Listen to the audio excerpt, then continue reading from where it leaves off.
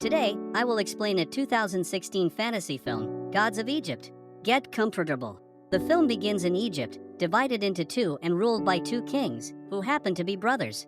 Horus, Lord of Air, is the heir to Osiris' kingdom and poses a threat to Set, who covets his brother's throne. Bek, a thief, steals a dress for his girlfriend, Lady Zaya, from a store so that she can attend the coronation in it the following day. At the coronation, King Osiris' spokesman presented the gods as they arrived at the coronation. Present at the coronation are Hathor, goddess of love and wife of Horus, Nephthys, goddess of protection and wife of Set, and Thoth, god of wisdom. Meanwhile, Bek is in the crowd with Zaya heading to the coronation. He has been nice to strangers in the crowd just so he can pick their pockets. As soon as Horus knelt to be crowned king, Set arrived at the event. He hugged his brother and nephew, and they exchanged pleasantries. He presented his nephew with a gift, a horn. Set tells Horus to blow the horn, but as he does, a battalion of Set's army marches forward. Set brought forward a sword their father gave him, handed it over to Osiris, and asked him to fight him so that it was his turn to be king. Osiris refuses to fight his brother, but Set ends up killing him. Right there, Set declared himself the king of Egypt and commanded that the crowd bow before him or they be slain. Horus is enraged at Set for killing his father and picks up the sword. He and Set battle each other, but Set overpowers him. They transform into their beastly forms and continue fighting. With the help of his soldiers, Set defeated Horus.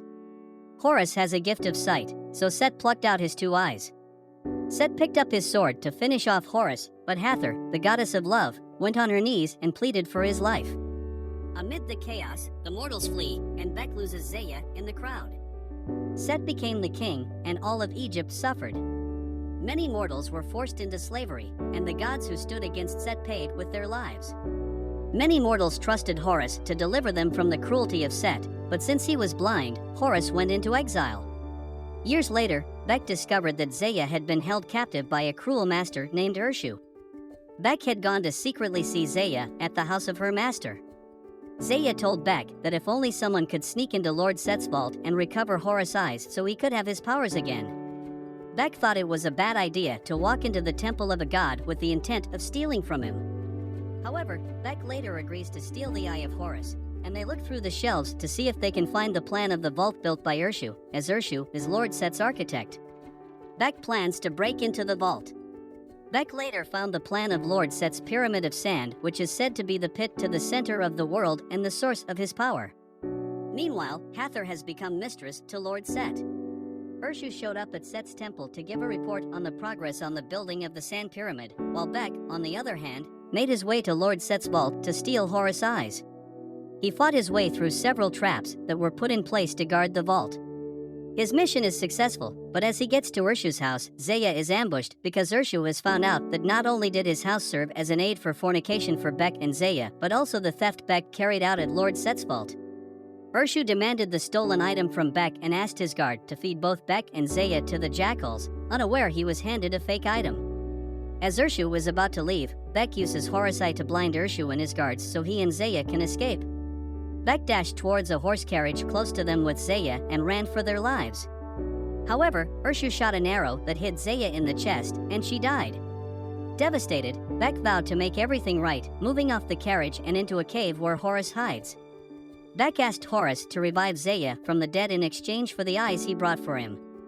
Horus lies that he can bring her back from the dead so he can have his eyes back. Horus called Lord Anubis to guide her into the afterlife.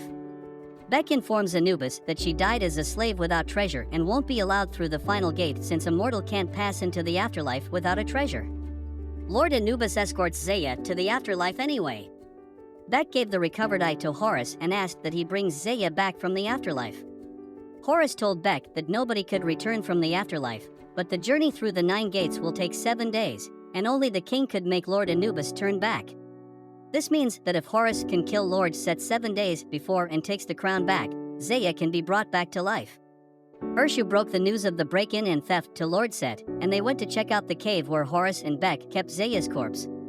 On the other hand, Bek and Horus had gone high up to the mountain to pray to the great Ra god of the sun for strength to transform because he only had an eye and couldn't transform.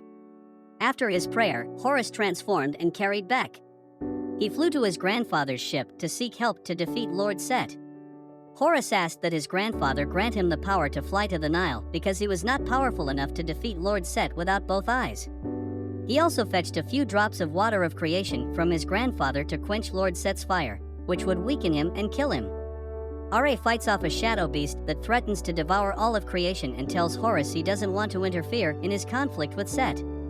Meanwhile, Lord Set had sent out a few of his guards to hunt down Horus.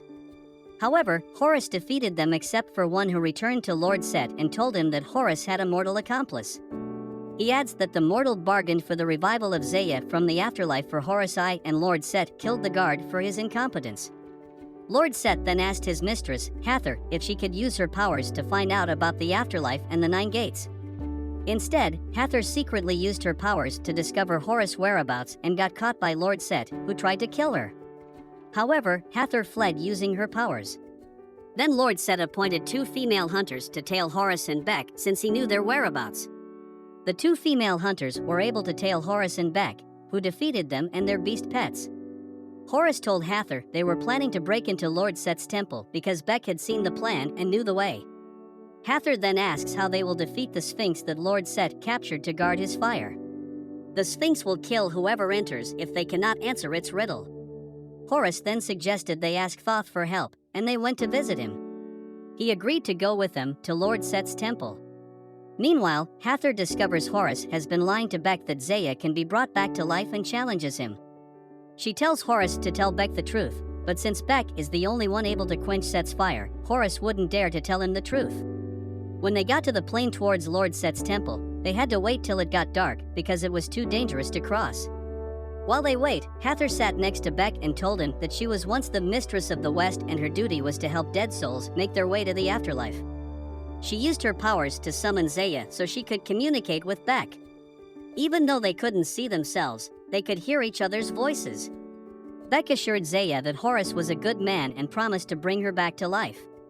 As they communicated, Lord Anubis breached the conversation as it is forbidden for the dead to speak with the living. Beck could pass through the gate when it was dark enough, and they arrived at Sphinx. He asked an answer to his riddle, but Thoth misses it a few times and is almost crushed by the Sphinx, and finally, he gets the answer, and the Sphinx vanishes. As they walked towards Lord Set's fire to drop a few drops of creation water, Horus and Hathor got trapped. The water of creation that Horus had fetched from his grandfather fell from his hand. Lord Set marched forward majestically and took out Thoth's brain. Horus challenged Lord Set to release them from the trap so that he could fight him. In the meantime, Beck reached out to the water of creation and headed to Lord Set's fire to drop a few, but Lord Set stopped him and showed him the chain he had taken from Zaya. Set reveals Horus had lied to him and that even as king, he has no power to bring the dead to life. Beck feels betrayed and confronts Horus. However, Lord Set seizes the opportunity to reach out to the water of creation in his hand and pour it into the ground. He bid them farewell, and the temple came crashing down, but they managed to escape. Horus, in rage, told Beck that he denied his vengeance, and Beck lashed back at him for lying to him. Hathor stood and summoned Lord Anubis to come forward and demanded that he grant Beck a last chance to give Zaya mistress of the West's bracelet just so he could speak with her. This bracelet guarded Hathor against her demons. Horus was against such generosity and pleaded with Hathor not to sacrifice herself as he couldn't afford to lose her again. Instead, she kissed him and vanished, leaving the bracelet in his hand. As Zaya got to the gate and stepped forward to the throne of judgment, Lord Anubis and Beck showed up, and for the last time, he could see Zaya. Meanwhile, Lord Set has been working on becoming immortal and invincible by taking the powers of gods who rebelled against him. These powers include the golden wings of Nephthys, his wife, the brain of Thoth, god of wisdom, the heart of Osiris, and the all-seeing eyes of Horus. Soon after, Lord Set visited his father on his ship and asked why he gave the kingdom to Osiris and gave him an heir while he was denied the throne and an heir. Great Ra denied him an heir because he wanted him to take his place and fight against the beast just like he did. Lord Set told Ra that he wanted immortality so that he could rule over the land of Egypt he had conquered below. His father refuses, as he destroys the afterlife and everything else. He fought his father and killed him in a rage, destroying his ship. In the meantime, Beck and Horus returned to the capital because Lord Set was drawing Apophis to the Nile, the source of all life, so that he could drink it and destroy the creation.